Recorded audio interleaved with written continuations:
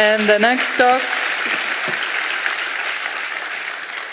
next talk is a guitar music transcription from silent video by Shir, Goldstein, and Yael Moses. Shir, you have your laptop, so. Hi everyone, my name is Shir, and I'm presenting our work, guitar music transcription from silent video, done by myself and Yael Moses, and we're from IDC. So let's talk about music. Imagine that you're lucky enough to be seated in a front row seat of a concert by the legendary Eric Clapton. And he plays this new song that you don't know, or maybe an amazing guitar solo. And you're really anxious to go home and try to do it yourself on your guitar. Problem is, this is you. And maybe you're not quite of a Mozart and not quite able to hear a musical piece just once and be able to repeat it yourself. Luckily, someone has written down the notes for you in the form of sheet music. So you're able to take this piece of paper, practice and practice again until you nail this amazing solo. But unfortunately, most composers don't notate their music. And so in order to have a musical sheet, we need a professional musician to hear the musical piece and write down the notes that he hears.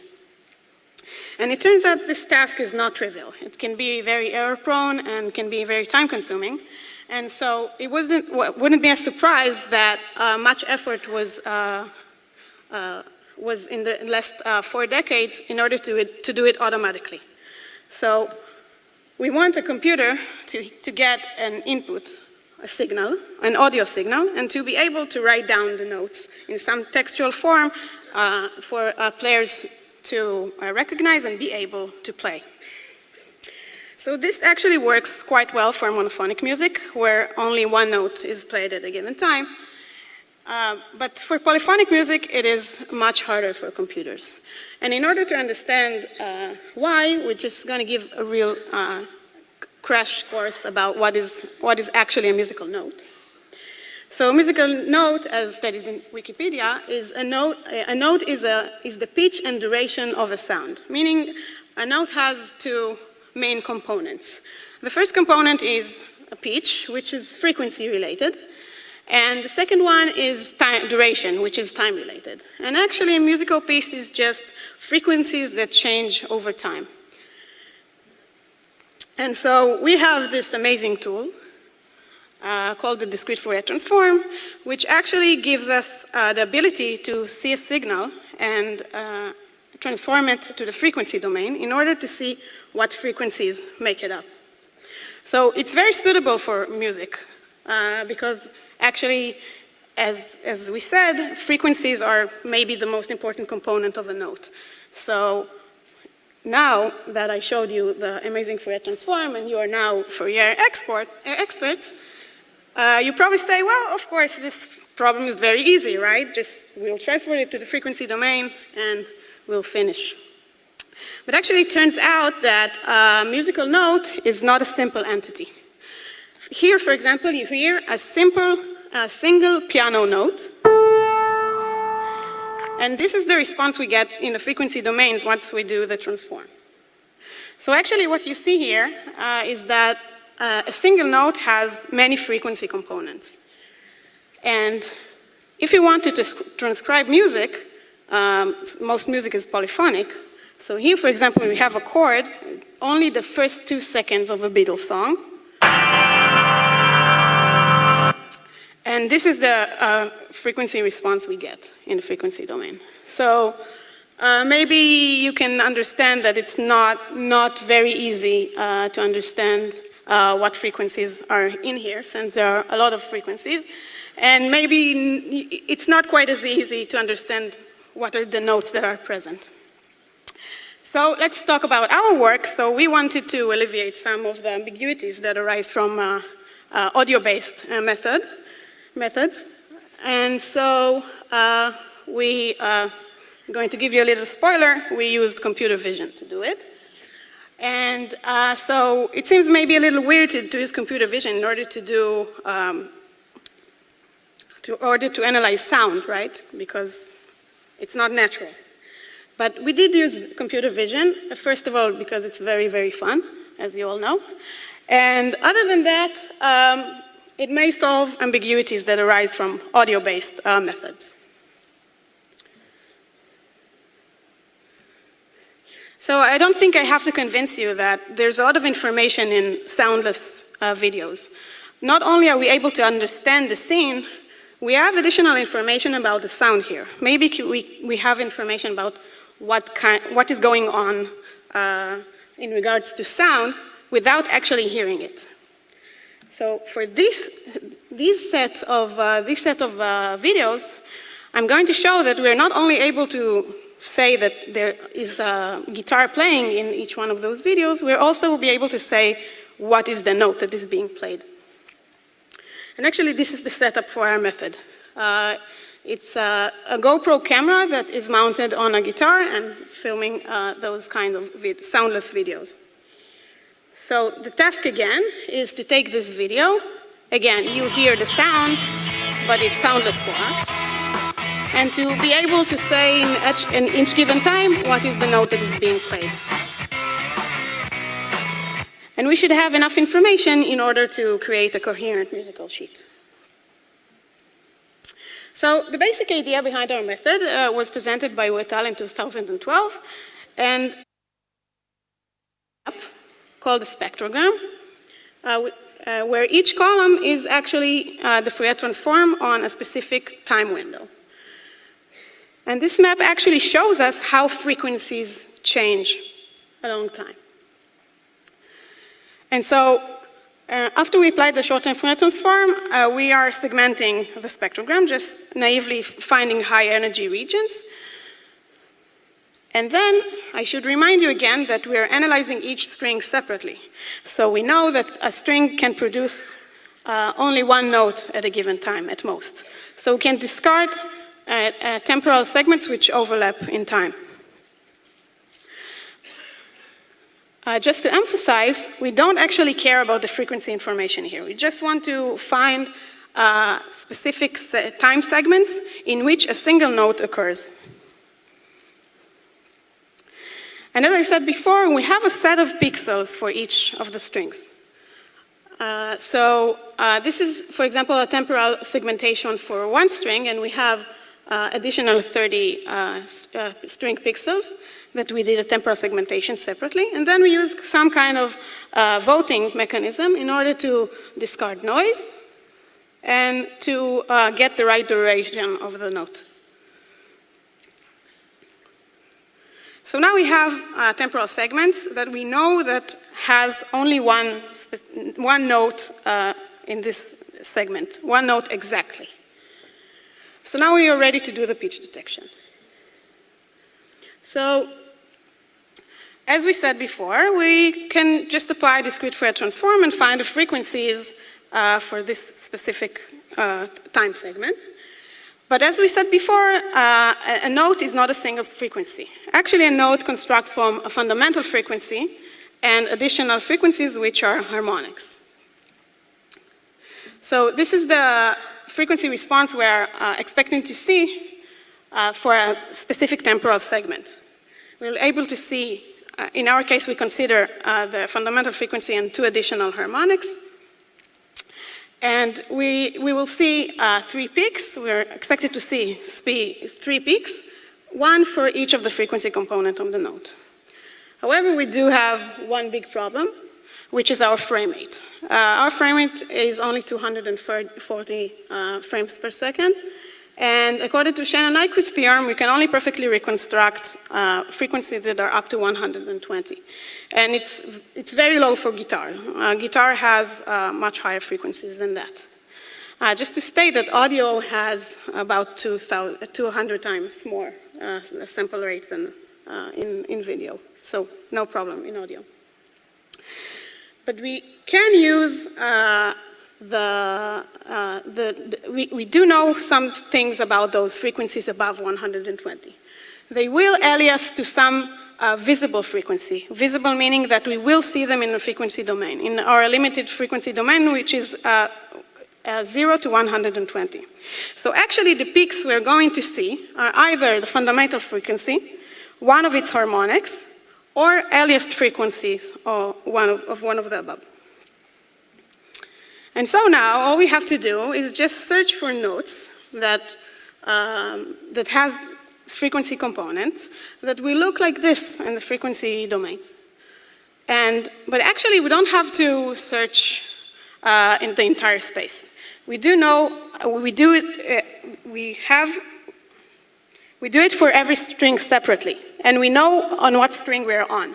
So we just have to iterate through all possibilities on the specific note. Let's say 15 notes that one able to play on the string. So here, for example, you see the frequency components of E1, and you see that it matches quite well to one of the peaks. One of its frequency components matches quite well, and the others, well, not so much. But for G sharp, it matches quite well. So we will probably say this frequency response belongs to the note G sharp. But not all is good with aliasing. We do have some expected ambiguities and failures. For example, we have notes that have different frequency components, but they will look exactly alike in our frequency domain. They will alias to exactly the same frequency components, and we won't be able to tell them apart. Another ambiguity we have is for frequencies that aliases to really low frequencies. So we won't be able to tell them apart with noise. They are considered in the noise band and will be invisible for us. So this concludes our method. Let's talk about how we tested it. So obviously no data is available online, so we had to collect the data ourselves. We collected it playing on 4 different guitars, including the bass guitar. And we played a chromatic scale on each string, meaning playing the consecutive notes one after another. And even though it is trivial to play, it doesn't trivialize the problem. And also we played some melodies and chords. And we did consider only the 4 lower string and 13 notes per string. And for pitch detection, we did all sorts of evaluation, and we were able to get about 67% correct in detection. We did it first using the ground truth temporal interval, meaning we fed to the pitch detection part the ground truth segments. And we also did it for the segments computed by our method. And here you can see a visualization of the results.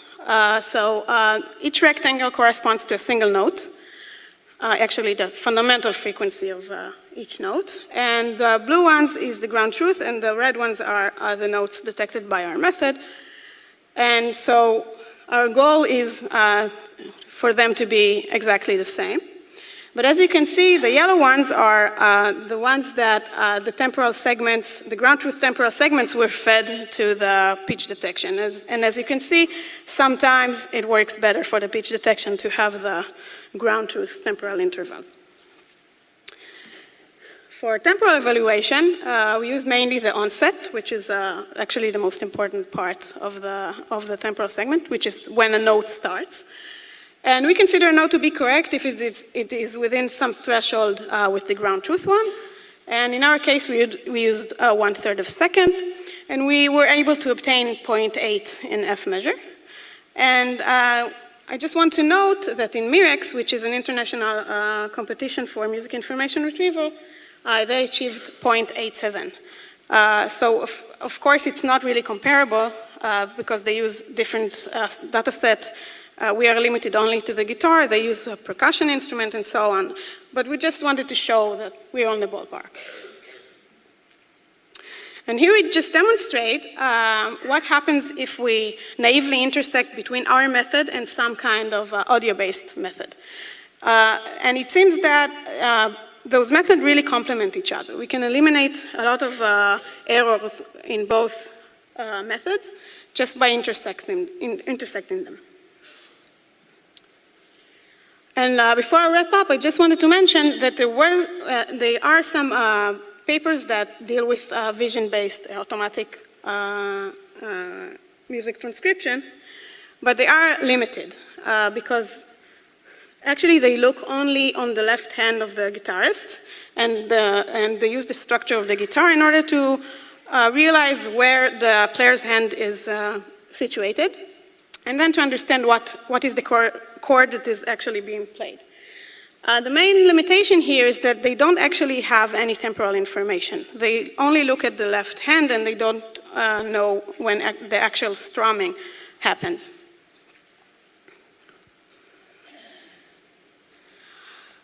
So to wrap up, our method is the first one to use silent video to do automatic music transcription. Our method is physics-based. I haven't said learning or training once in the past 20 minutes. And I showed string detection, temporal segmentation, and pitch detection. And actually, we reduced the complexity of analyzing a polyphonic signal to analyzing multiple signals which are monophonic. And for future work, as I showed before, the most promising direction is to combine both audio-based system and our system together. And maybe we also want to change the setup. For example, we want to unmount the camera or to have two different cameras with two different frame rates. And here's an illustration of us working on the project, and thanks for listening.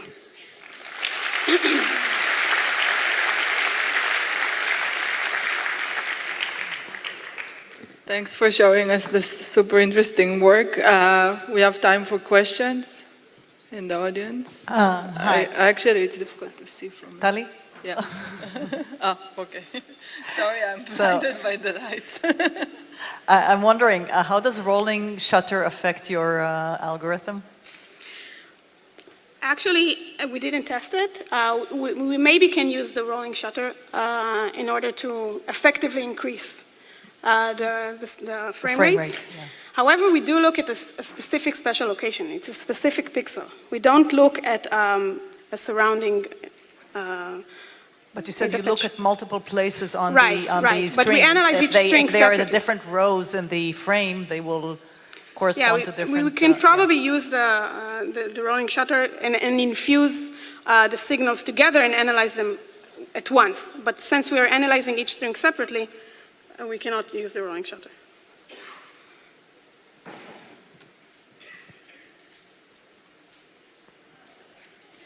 Okay. Do we have more questions?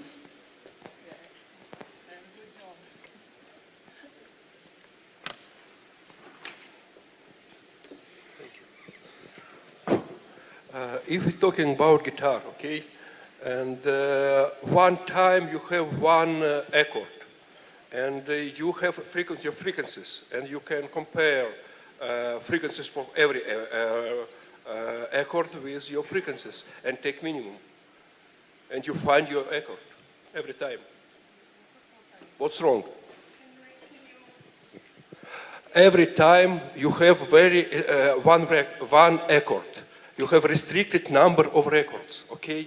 From every accord, you have frequency, and you have your frequencies. You can compare frequencies of every accord with your frequencies and take minimum. It's accord in this time.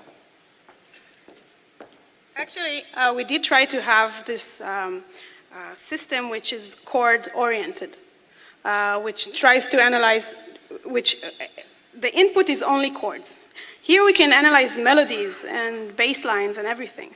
If you take a system and limit it only to chords, you then can use it to find chords easily.